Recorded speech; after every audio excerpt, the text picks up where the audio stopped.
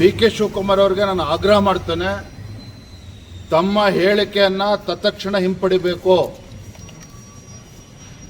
ನೀವು ಯಾರನ್ನೋ ಖುಷಿ ಪಡಿಸೋದಕ್ಕೆ, ಗಾಂಧಿ ಕುಟುಂಬದವ್ರನ್ನ ಖುಷಿ ಪಡಿಸೋದಕ್ಕೆ ಈ ರೀತಿ ಹಿಂದೂಗಳಿಗೆ ಅಪಮಾನ ಮಾಡುವಂಥದ್ದು ಹಿಂದೂ ಸಮಾಜ ಒಪ್ಪೋದಕ್ಕೆ ಸಾಧ್ಯ ಇಲ್ಲ.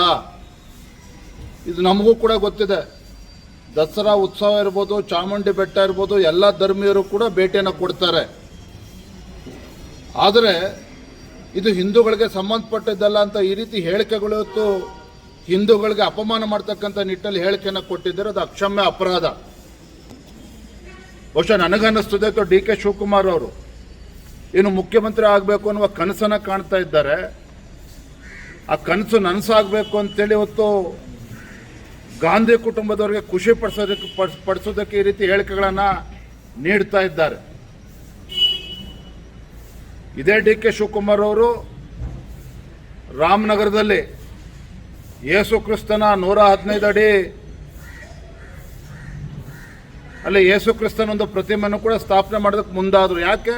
ಗಾಂಧಿ ಕುಟುಂಬಕ್ಕೆ ಖುಷಿ ಪಡಿಸ್ಬೇಕು ಅಂದರೆ ಹೇಗಾದರೂ ಮಾಡಿ ಅವರನ್ನು ಖುಷಿ ಪಡಿಸಿದ್ರು ಮುಖ್ಯಮಂತ್ರಿ ಗದ್ದಿಗೆಯನ್ನು ಏರಿ ಕೂತ್ಕೋಬೇಕು.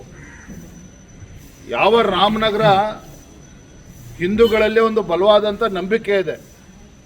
ವನವಾಸದ ಸಂದರ್ಭದಲ್ಲಿ ಶ್ರೀರಾಮ ಅಲ್ಲಿ ಬಂದು ಹೋಗಿದ್ದ, ನೆಲೆಸಿದ್ದ ಅನ್ನುವ ಮಾತು ಯಾಕೆ ಇವತ್ತಿಲ್ಲಿ ಉಲ್ಲೇಖ ಮಾಡ್ತಾ ಇದ್ದೇನೆ ಅಂತ ಹೇಳಿದ್ರೆ, ಅಂದರೆ ತಮ್ಮ ರಾಜಕೀಯ ಬೇಳೆಯನ್ನು ಬೇಯಿಸ್ಕೊಳ್ಳೋದಕ್ಕೆ ಏನು ಬೇಕಾದರೂ ಹೇಳ್ತೇವೆ, ಏನು ಬೇಕಾದ್ರೂ ಮಾತನಾಡ್ತಾರೆ, ಹಿಂದೂಗಳಿಗೆ ಅಪಮಾನ ಮಾಡ್ತಾರೆ ಅಂತ ಹೇಳಿದ್ರೆ ಖಂಡಿತ ಭಗವಂತನು ಕೂಡ ನಿಮಗೆ ಕ್ಷಮಿಸೋದಕ್ಕೆ ಸಾಧ್ಯ ಇಲ್ಲ.